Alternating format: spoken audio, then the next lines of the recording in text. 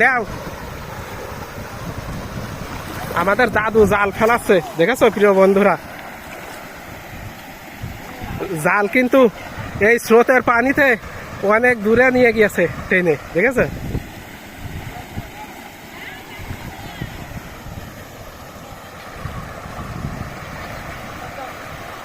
গ্রামের মানুষ সব দেখতে এসেছে। মানে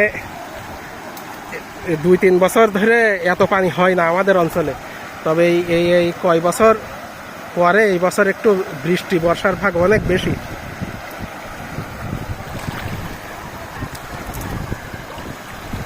দেখা যাক আমাদের এই দাদুর জালে কেমন মাছ ওঠে।